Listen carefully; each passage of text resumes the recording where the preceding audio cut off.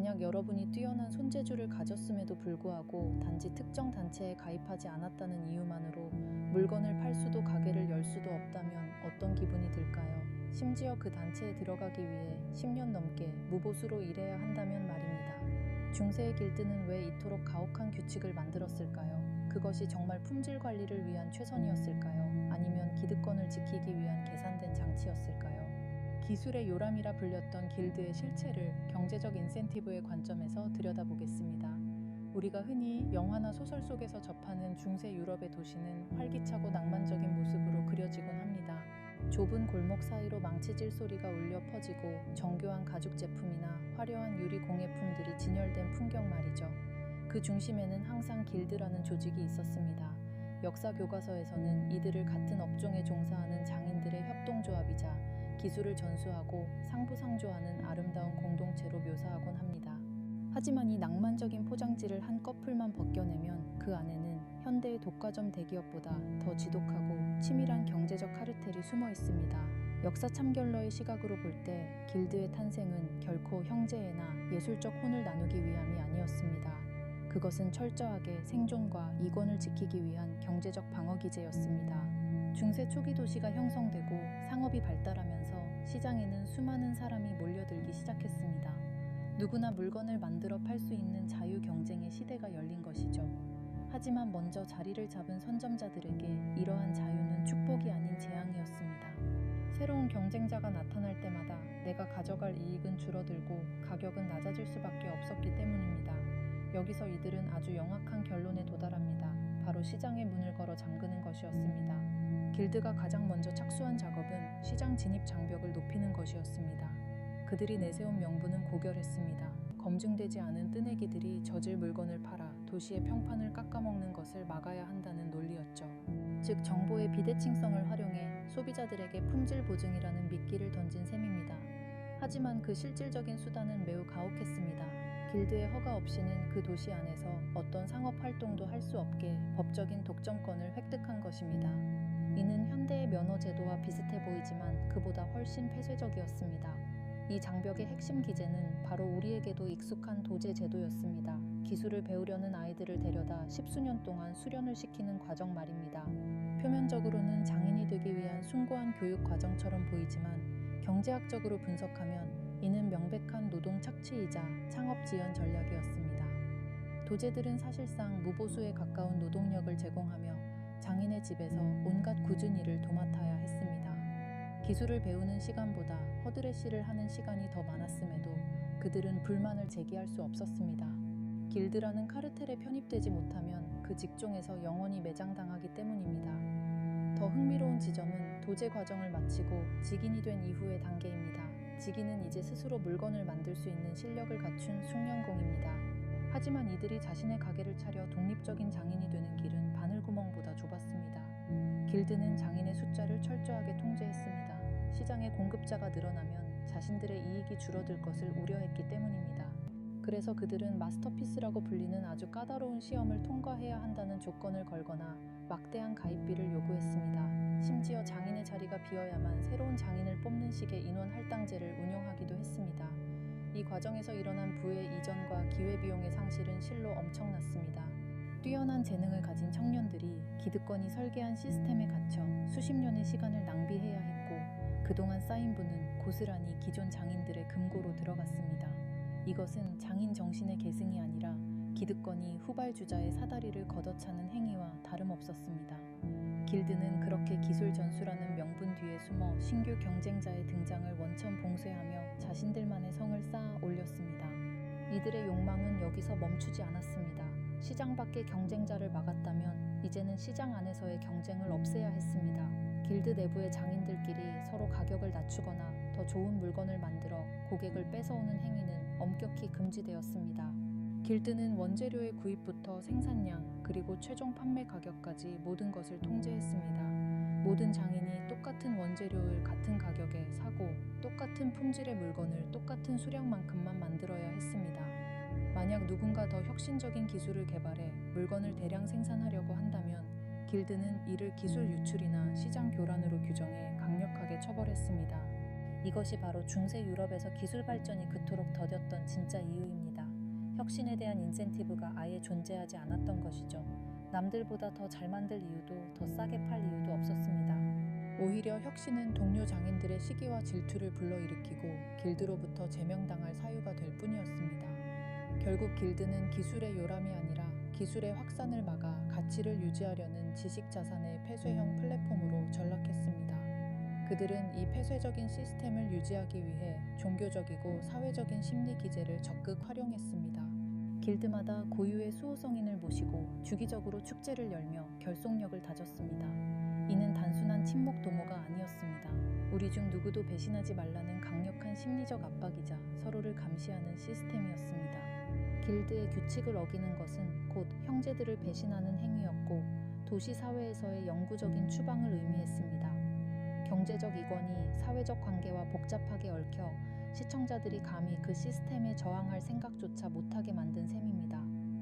중세 길드의 이러한 행태를 보면 오늘날의 모습과 겹쳐 보이는 부분이 많습니다. 특정 자격증을 가진 사람들끼리 카르텔을 형성해 신규 진입자를 막거나 자신들만의 리그를 만들어 이익을 극대화하려는 시도들은 시대를 막론하고 반복되는 인간의 본능과도 같습니다.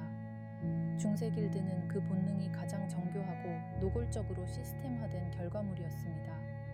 그들은 자신들의 행동을 품질 관리와 소비자 보호라는 정의로운 언어로 포장했지만 그 실체는 철저한 경제적 이기주의와 시장 독점의 욕망이었습니다. 길드가 구축한 이 거대한 카르텔이 유지될 수 있었던 가장 강력한 무기는 역설적으로 중세 도시의 가장 큰 매력이었던 자유였습니다. 도시의 공기는 자유를 준다는 유명한 격언이 있었죠. 영주의 지배를 받던 농노들이 도시로 도망쳐 1년 하루를 버티면 자유인이 될 수 있었던 시절입니다. 하지만 도시의 성벽 안으로 들어온 이들이 마주한 것은 영주의 채찍보다 더 정교하게 설계된 길드라는 보이지 않는 창살이었습니다. 길드는 단순히 상인들의 모임이 아니라 도시의 행정과 사법권까지 장악한 권력기구로 진화해 있었습니다. 도시의 의원석 대부분을 길드의 수장들이 차지하고 있었기에 그들이 만든 규칙은 곧 도시의 법이 되었습니다. 여기서 우리는 길드가 왜 그토록 기술의 비밀 엄수에 집착했는지 그 심리적 경제적 배경을 들여다볼 필요가 있습니다. 그들에게 기술은 인류의 발전을 위한 공유 자산이 아니라 자신들의 기득권을 지켜주는 배타적인 지식 재산권이었습니다. 특히 베네치아의 유리공예 길드의 사례는 그 폐쇄성이 어느 정도였는지 잘 보여줍니다. 유리 제조 기술이 외부로 유출되는 것을 막기 위해 베네치아 정부와 길드는 모든 기술자를 무라노 섬에 강제로 이주시켰습니다. 만약 이 섬을 탈출해 기술을 외부에 팔려고 시도하는 자가 있다면 그에게는 사형이라는 극단적인 처벌이 내려졌습니다. 기술자의 생명보다 카르텔의 이익이 더 우선시되었던 셈입니다. 이런 극단적인 폐쇄성은 필연적으로 기술의 정체를 불러왔습니다. 새로운 도구나 기계를 도입해 생산성을 높이려는 시도는 동료들의 생존권을 위협하는 배신 행위로 간주되었습니다. 실제로 16세기 초 독일의 단치히에서는 리본을 한 번에 여러 가닥 짤 수 있는 혁신적인 직조기가 발명된 적이 있었습니다. 하지만 길드는 이 기계가 보급되면 많은 장인의 일자리가 사라질 것을 우려해 발명가를 살해하고 기계를 파괴해버렸습니다. 효율성보다 기득권의 안정을 선택한 전형적인 사례입니다. 경제학적으로 보면 이는 혁신에 따르는 보상을 원천 차단함으로써 사회 전체의 잠재적 성장을 억제한 심각한 비효율이었습니다. 길드 내부에서 일어난 또 다른 흥미로운 현상은 바로 세습과 인맥의 고착화입니다. 시간이 흐를수록 길드의 문턱은 더욱 높아졌고 그 문을 통과할 수 있는 사람은 기존 장인의 자녀나 친인척으로 한정되기 시작했습니다.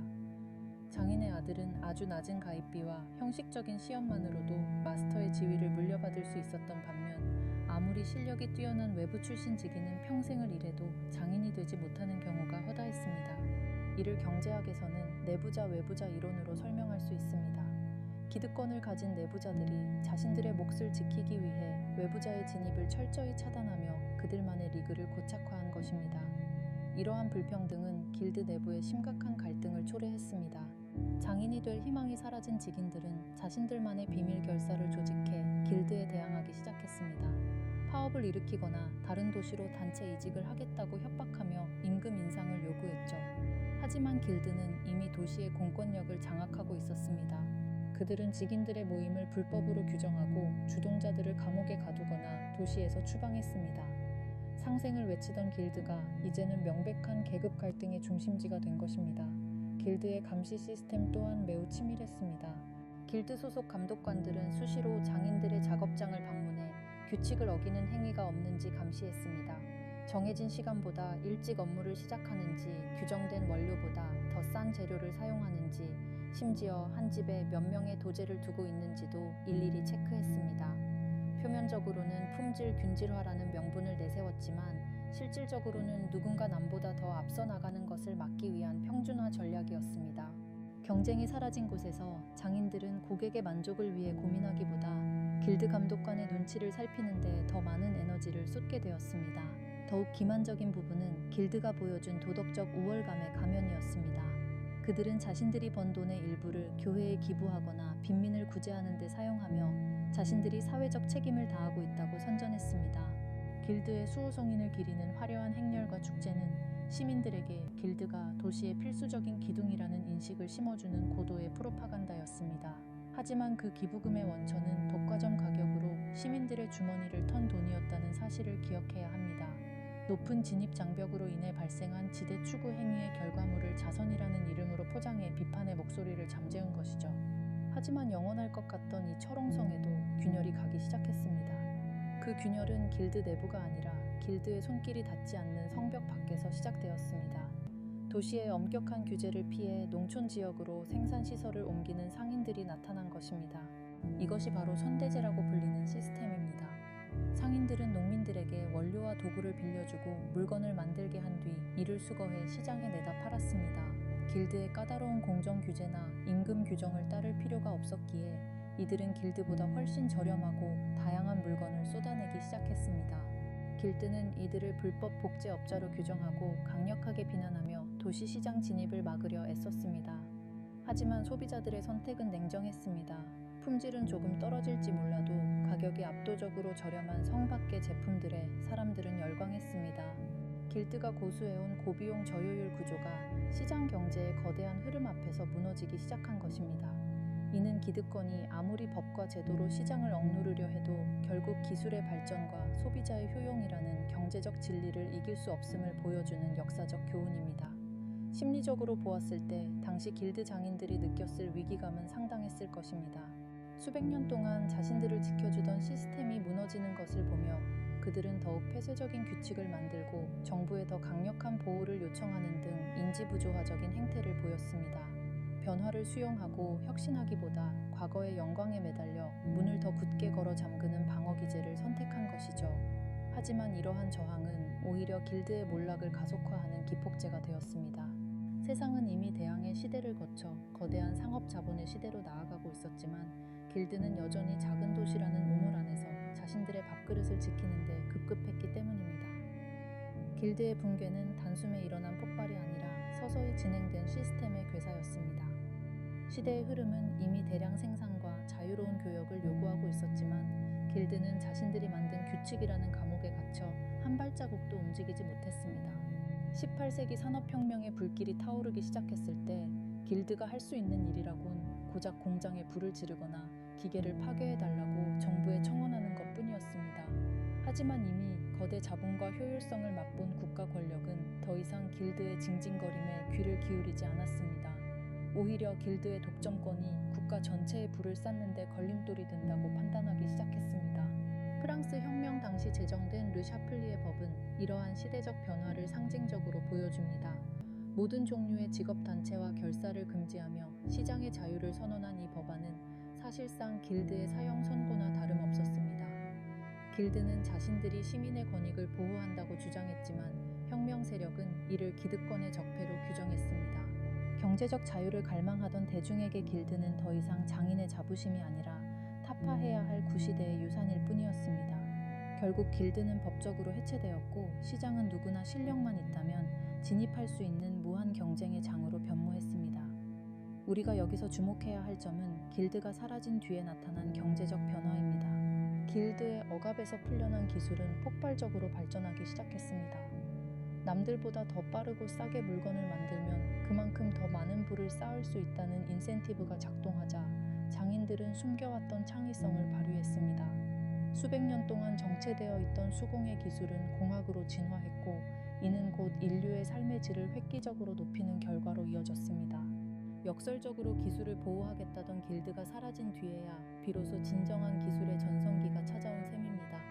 그렇다면 길드는 역사의 뒤양일로 완전히 사라진 것일까요? 역사 참견러의 시각으로 볼 때 길드는 그 이름만 바뀌었을 뿐 오늘날에도 여전히 우리 곁에 교묘하게 살아 숨쉬고 있습니다. 현대의 특정 전문직 단체나 이익 집단들이 내세우는 논리를 들여다보면 중세 길드의 향기가 짙게 배어나옵니다. 국민의 안전을 위해 혹은 서비스의 품질 관리를 위해 신규 진입자의 숫자를 제한해야 한다는 주장은 700년 전 장인들이 도제 제도를 유지하기 위해 내세웠던 명분과 놀라울 정도로 흡사합니다. 이러한 현대판 길드들 역시 시장 진입 장벽을 높여 자신들의 몸값을 유지하고 기득권의 사다리를 견고히 하려는 경제적 동기를 가지고 있습니다. 물론 전문성의 검증이라는 측면에서 긍정적인 역할도 수행하지만 그 본질적인 속성에는 여전히 카르텔의 DNA가 각인되어 있습니다. 중세 길드가 시장의 효율성을 저해하고 혁신을 가로막았던 것처럼 오늘날의 폐쇄적인 집단 이기주의 역시 사회 전체의 기회비용을 높이는 원인이 되기도 합니다. 결국 중세 길드의 역사는 우리에게 아주 차가운 진실 하나를 건넵니다. 어떤 조직이든 스스로를 보호하기 위해 시장의 문을 걸어 잠그기 시작할 때 그 조직은 서서히 죽어간다는 사실입니다. 처음에는 품질 보증과 상생이라는 달콤한 말로 시청자들을 설득할지 모르지만 그 종착역은 항상 혁신의 정체와 소비자의 외면이었습니다. 길드는 장인 정신의 수호자가 아니라 변화하는 세상의 흐름을 거부하고 자신들만의 안락한 우물을 지키려 했던 지극히 인간적이고도 이기적인 계산의 산물이었습니다. 우리는 흔히 역사를 통해 교훈을 얻으려 하지만 역사는 교훈보다는 시스템의 인과관계를 보여주는 데 더 능숙합니다. 중세 길드가 탄생하고 번영하다 몰락한 과정은 인간의 욕망이 어떻게 제도를 만들고 그 제도가 어떻게 다시 인간의 발목을 잡는지 보여주는 정교한 메커니즘의 기록입니다. 이들이 남긴 화려한 유산 뒤에 숨겨진 차가운 장부의 기록을 읽어낼 때 우리는 비로소 역사의 진짜 얼굴을 마주할 수 있습니다. 오늘 준비한 내용은 여기까지입니다. 중세 길드는 기술의 수호자가 아니라 자신들의 지식 자산과 이권을 지키기 위해 시장의 효율성을 희생시켰던 폐쇄형 플랫폼에 가까웠습니다. 결국 이 사건은 당시의 경제적 인센티브가 만든 필연적 결과였습니다. 오늘 영상이 어떠셨는지 댓글로 남겨주시면 앞으로의 영상 제작에 참고하겠습니다. 앞으로도 저희 역사 참견러는 역사 속에 숨겨진 차가운 욕망의 메커니즘을 추적하는 참견을 계속하겠습니다. 구독과 좋아요는 더 깊은 내용을 파헤치는 힘이 됩니다. 지금까지 역사 참견러였습니다.